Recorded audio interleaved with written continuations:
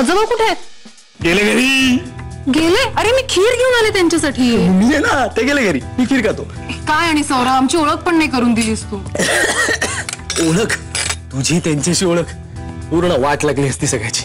म्हणजे काय ना, त्यांनी तुलाही 5 किलो पडवळ 10 किलो कारली अशी उकडून खायला लावली असती. फार डेंजर माणूस येतो. काही काय, मला तर ते खूप नेचर वाटली. त्याचं काय ना राधा, तुला नको त्या गोष्टींमध्ये फार इंटरेस्ट आहे. ते इथे थांबले असते ना, खरंच वाट लागली असती सगळी. तुला काय सांगू ग, त्या रेवती मॅडम साठी आम्ही त्यांना झेलत असतो. काहीतरी काय, किती गोड आहेत ते. ते गोड आहेत खरे. तू ना परफेक्ट बकुळा आहेस. काय वर्णन केलंय, परफेक्ट बकुळा आहेस तू. दे बकुळा. बकुळा, खीर भारी झाली आहे. बकुळा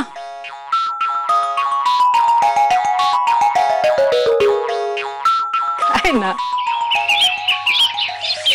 सीमा, काय ग ते रेवतीचे आजोबा सगळ्यांना आपले सांगत असतात, भरपूर पाणी प्या, भरपूर पाणी प्या. वॉटर थेरपीचा नुसता उदो उदो. दे मी करते पुऱ्या. म्हणूनच ती रेवती सगळ्यांना पाणी पाजत असते बहुतेक. आणि काय तर म्हणे कारली आणि पडवळ उकडून खायची. ही कसं लागत असेल ते. काहीतरीच एक एक नवीन नवीन फॅड असतात ग. हे बघ रंजू, माझ्या पुऱ्या करून झाल्या ना की मी लगेच बाहेर जाते. त्यानंतर काय करायचं ते करा म्हणावं. आणि चहा हवा असेल तर लवकर उठावं, नाही का? सीमा बहिणी, मी पहाटेच उठलीये. माझं आज एक मोठं ऑपरेशन आहे ना, त्यामुळे त्याच्याबद्दल डिस्कस करायचं होतं. आमचे एक सिनियर डॉक्टर आहेत ना US ला, मी त्यांच्याशीच बोलत होते. म्हणून उशीर झाला. सीमा, सीमा बहिणी, काय बोललो.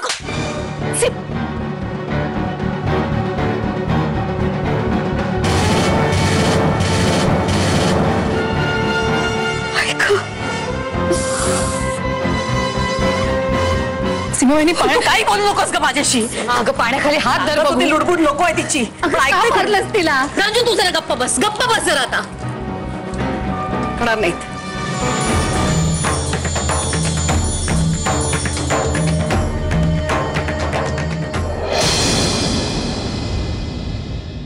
राधा, राधा चहा झाला का?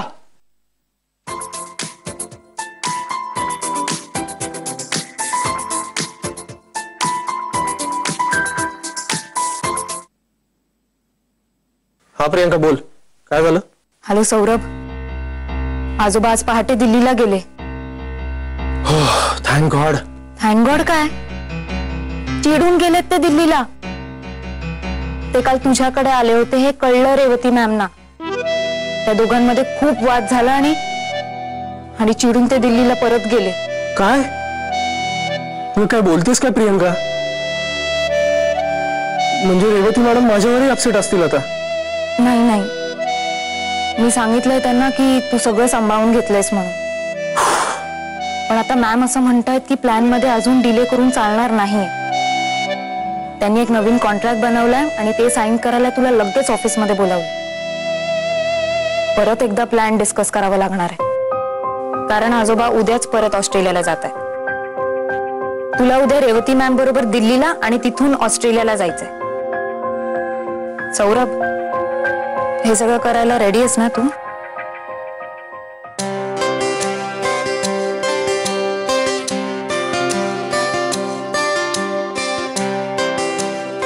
सौरभ, हो. All the best.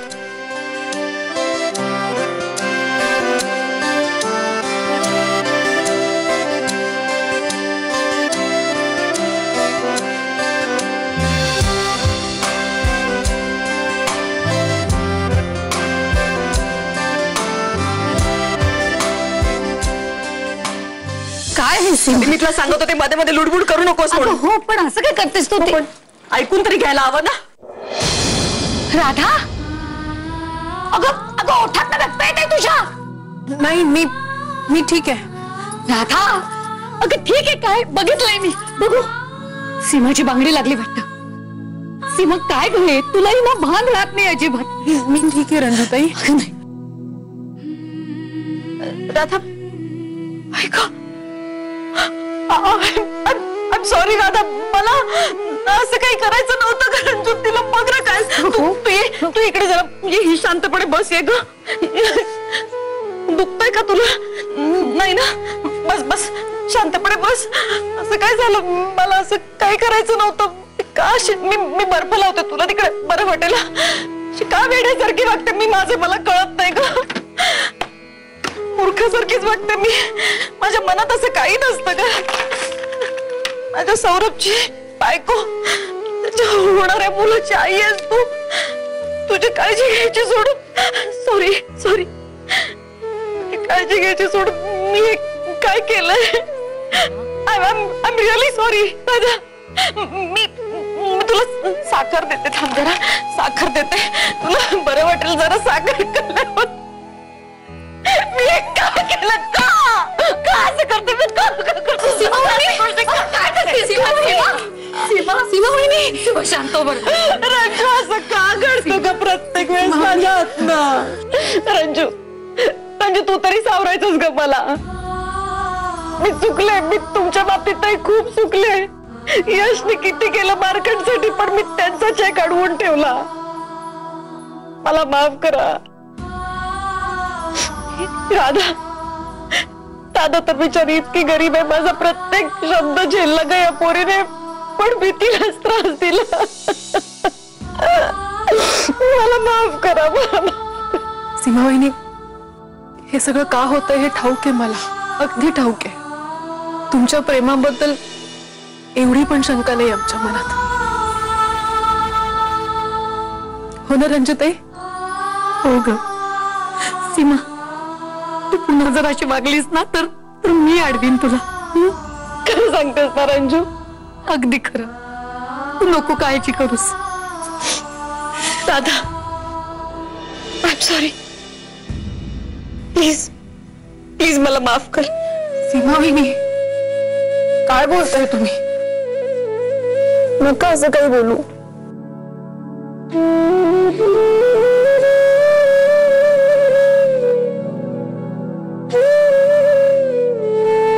सीमा वहिनी, भूक लागलीये.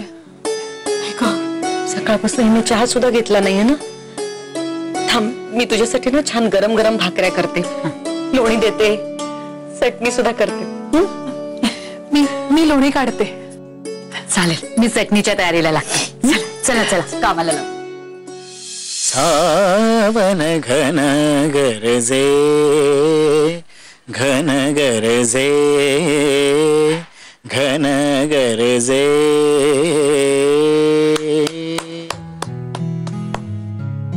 वा केदार वा, किती छान गायलास. तुझी गायनाची ही साधना अशीच चालू ठेव बघ. आयुष्यातले इतर प्रॉब्लेम सुद्धा तुझ्या आपोआप सुटते. प्रयत्न करीन घर वाढणं असावा. आणि गार्गीचं काय? तिला आणायला जातोयस ना तू? नाही, ती असं म्हणाली की डिलिव्हरी पर्यंत तिच्या आईकडेच राहील. हा अरे बाबा, मी येतोच आहे हॉस्पिटल मध्ये. हा त्या जाधवांचाच प्रॉब्लेम आहे ना, तो माहितीये मला. मी आल्यावर बोलतो ना तुझ्याशी. आता ठेव फोन. काय रे यश, काय झालं? ते बोललो होतो ना मी तुला, हवालदार जाधवांच्या पोरीचा प्रॉब्लेम. त्या गुंडांनी तिला फसवला, फोटोशी ठेवला. आता तो बाप तिची जबाबदारी घ्यायला तयार नाही. काय करायचं काय कळत नाही. माझा डोकाच गेलाय कामात. नाही तू काही काळजी करू नकोस. मी तुझ्या बरोबर येतो. कुठे? जाधवांकडे. अरे बाबा, तुझा अपमान करतील ते. माझा अपमान केला, माझा नाही ऐकला, तुझं काय ऐकून घेणार ते? तू टेन्शन घेऊ नकोस. गेली 5 वर्ष माझे पेशंट आहेत जाधव. काय सांगतो? हो, तेव्हा मला असं विश्वास वाटतोय की ऍटलिस्ट माझं ऐकून घेतील. हा मग असं असेल तर मग चल बाबा, चल. नाही केदार, तू बोलायचं का? अशा पुणीचं काही भलं होत असेल ना तर काहीच वाईट नाही. जा तू बोल. आलोच मी. चल. रंजू, तुला भाकऱ्या करायला शिकायच्या होत्या ना, जरा बघून घे. हो, हे बघ, पीठ चांगलं मळून घेतलं ना तरी प्रत्येक भाकरी थापायच्या आधी पुन्हा थोडंसं मळावं लागतंच बर का. म्हणजे मला तशी जमते, पण तुझ्यासारखा ना पापुद्राने सुटत भाकरीला. दाखवते, अगदी सोपं. हे बघ, मळून घेतलंस पीठ, बरोबर भुरभुरवलं. दादा तू पण बघ. हो. आणि मग हे हलक्या हाताने थापायचं. बर. तवा तापतोच आहे ना? हो. हा, मस्त चटणीचा वास आला ग. वास येतोय. आता ही भाकरी पिठाची बाजू वर अशी घ्यायची आणि अशी टाकायची आणि मग थोडस पाणी घालायचं. चांगलं पाणी शोषून घेतलं पाहिजे बरं का. आणि आता थांब जरा आता ती उलटायची आणि व्यवस्थित होऊ द्यायची. कळलं का? घाई करायची नाही. हवं तर चक्क एखादी फेरी मारून यायची किंवा गप्पा मारायच्या. म्हणजे मग नंतर फुगते का भाकरी चांगली तुझ्या रागासारखी? हो. पण सीमा वहिनी, तुम्ही आधी सरकार झाल्या त्याचा खूप आनंद झालाय मला. बघा तुम्ही, अख्खं घर आनंदी होणार आहे आणि सगळ्यांचे प्रॉब्लेम सॉल्व्ह होणार आहे. राधा, पण आता सौरभला म्हणावं तू काही ऑस्ट्रेलियाला जाऊ नकोस. 3 महिने तो इथे नसेल, कसं चैन पडेल आपल्याला? काहीतरीच काय सीमा, अगं 3 महिन्यांचाच तर प्रश्न आहे. आत्ता गेला आणि आत्ता आला असं होणार आहे. तू उगाच खोडा घालू नकोस हा. हे बघ, त्याचं करिअर महत्वाचं आहे, त्याला जाऊ दे. अगं अगं ती भाकरी करपेल ना. आहे माझं लक्ष आहे. ही बघ कशी मस्त सुटली तव्यावरून. आता तवा बाजूला करायचा आणि ही भाकरी खरपूस भाजायची बरं का. आणि मग थोडा वेळ पुन्हा तव्यावर ठेवते गरम करायला. हो ग, मी हा ना मधल्या वेळेत चुकवायची नाही, म्हणजे भाकरी काढायची ना घाईच असायची मला, मग ती तव्याला चिकटायची. पण आता कळली हा ट्रिक, भाकरी सुटेपर्यंत जरा थांबून राहायचं. सासूबाईंनी दाखवली होती मला. चला राधा, ही घे गरम गरम भाकरी खा. लोणी घे त्यावर. आणि ही चटणी, हे किती दिवसांनी पाट्यावर चटणी वाटली, इतकं छान वाटतंय. चला शांतपणे खाऊन घे. मी तुला आणखीन एक गरम गरम भाकरी देते. तेरी पॅचअप, तू हिला एवढ्या कौतुकाने आणि प्रेमाने खायला देतेस? काय आहे काय आज?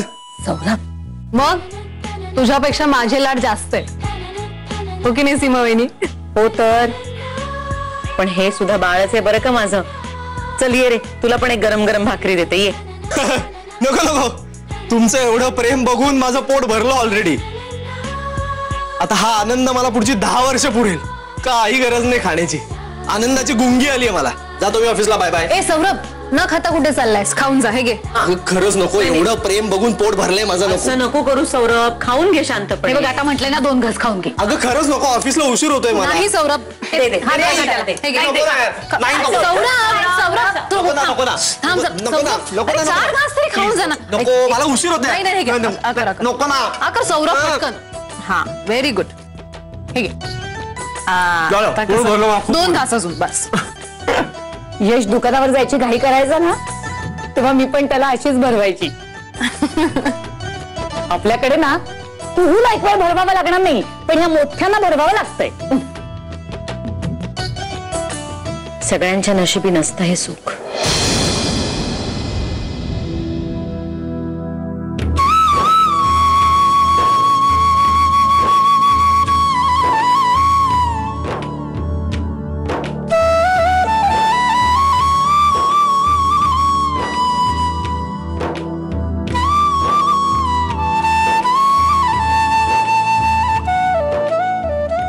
पण तुला भरवण्याचं भाग्य माझ्या नशिबात मात्र आहे.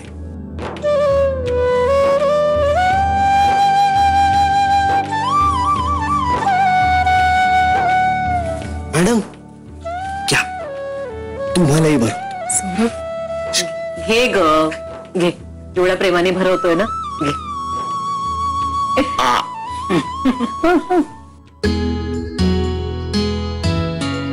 बर, मी उद्या दिल्लीला चाललोय आणि तिथून ऑस्ट्रेलियाला जाणार. 3 महिन्यांनी परत येणार. सौरभ, नको ना, प्लीज ना सौरभ. तिकडे प्लीज. अरे ऐका तर यार, पण मी कामासाठी चाललोय. हो, पण तरी सुद्धा कशाला झाला हवा? 3 महिने आणि बर नाही जात. एक काम करतो, भाकरी संपवतो आणि नंतर कुहूच्या पाळण्यात जाऊन बसतो. चालेल? काय तुम्ही पण ना कुच्या पाळण्यात. आता 3 महिने आपण भेटणार नाही आहोत. तेव्हा दुपारी परत येतो जेवायला. माझ्या आवडीचं काहीतरी करा, गोडाधोडाचं. अरे सौरभ, आधी आत्ताच खाऊन जा ना, मग दुपारचं बोल. बर, पण आता हे 3 घास आहेत ना, हे मी तुम्हा तिघींसाठी ठेवले. ही माझ्या वहिनीने केलेली छान अशी भाकरी.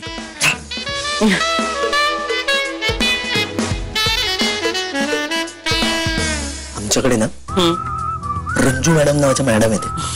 त्यांनी भयंकर कष्टाने चटणी केली, अप्रतिम झाली. खाऊन बघ. आहे की नाही? वा.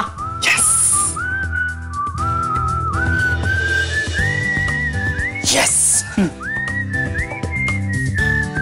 आता हे खाऊन बघ. माझी डॉक्टर बायको आहे ना, तिने अतिशय छान लोणी काढलंय. बर, बघू.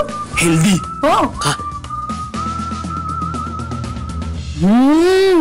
लोणी मस्त आहे रे. मस्त आहे.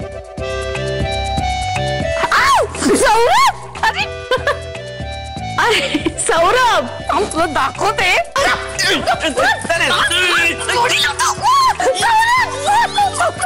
सोडले काय तुम्ही काय लहान मुलासारखं.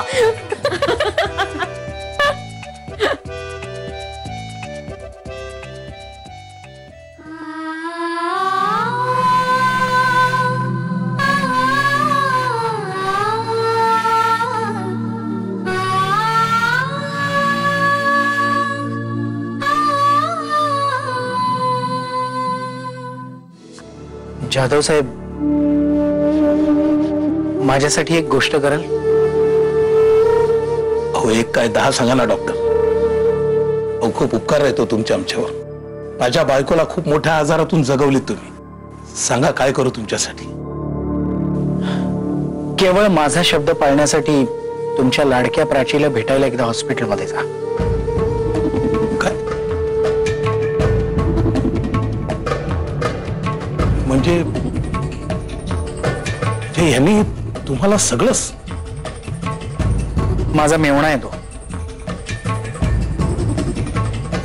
यशवंत ढगे, माझ्या सख्ख्या बहिणीचे मिस्टर. यांनी मला प्राचीची सगळी केस सांगितली आहे. पोरीनं पार वाटोळ करून टाकलं डॉक्टर. काळं फासलं तोंडाला. आता मेली ती माझ्यासाठी. हेच सांगितलं होतं ना तुम्हाला. डॉक्टर, अहो पाया पडतो तुमच्या. दुसरं काय बी काम सांगा, पण त्या पोरीचं तोंड बघायला सांगू नका हो पुन्हा. काय बोलताय जाधव साहेब? तोंडही बघायचं नाही? एखादी स्पर्धा जिंकून आली असती तर तिला जवळ केलं असतं ना तुम्ही. अहो, हे काय विचारणं झालं डॉक्टर? आपलं नाव राखलं तर घेणारच ना पोरीला जवळ. हो, पण त्यावेळेला सगळं जग जवळ घ्यायला तयार असतं होते ना, कारण यशाने त्यांना जवळ केलेलं असतं. पण जाधव साहेब, ज्या वेळेला आपलं मूल चुकतं, एकटं पडतं, घाबरलेलं असतं, त्यावेळेला खरी त्यांना आपली गरज असते.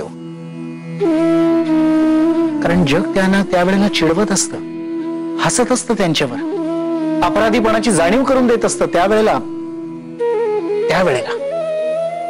त्यांना पालकांची खरी गरज असते. खरं सांगतोय जाधव साहेब.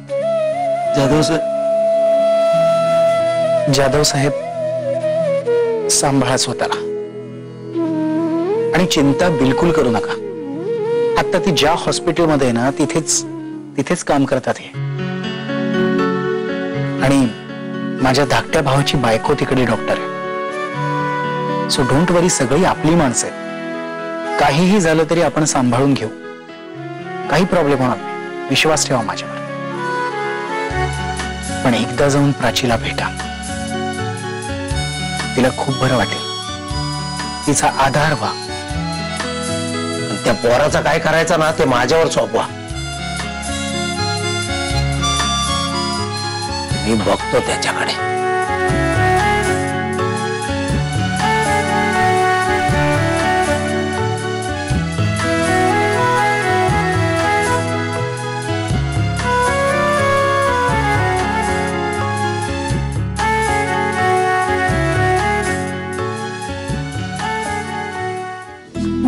तिला मेडिकेशनची गरज नाहीये. फिजिकली पण ती ठीक आहे, तिला मानसिक आधाराची गरज आहे. खरं तर डॉक्टर मानस असता तर बरं झालं असतं, पण नेमका तो कॉन्फरन्ससाठी बाहेर गेलाय. हा, व्हिटॅमिनची टॅबलेट द्या, चालेल. आणि काय इम्प्रूव्हमेंट असेल तर मला लगेच कळवा. हा, ओके. खरंच आजच्या काळातल्या मुला मुलींना सगळं माहिती असतं असं आपल्याला वाटतं, पण तरी सुद्धा त्यांना शास्त्रशुद्ध शिक्षण हे द्यायलाच हवं. कुठल्या गोष्टींपासून आपण दूर राहायला हवं, कुठल्या गोष्टी वाईट, कुठल्या चांगल्या, हे त्यांना सांगायलाच हवं. काही नाही ग, प्रेमाभिमाच्या ना भ्रामक कल्पना असतात त्यांच्या डोक्यात. स्वतःला हिरोईन समजतात या पोरी. शिक्षण राहतं बाजूलाच. आणि त्या संतोष सारख्या माणसाला ना चांगली शिक्षा व्हायलाच हवी. आता कायदे सुद्धा बदललेत. तुरुंगात खितपत पडू दे म्हणजे डोकं ठिकाणावर येईल.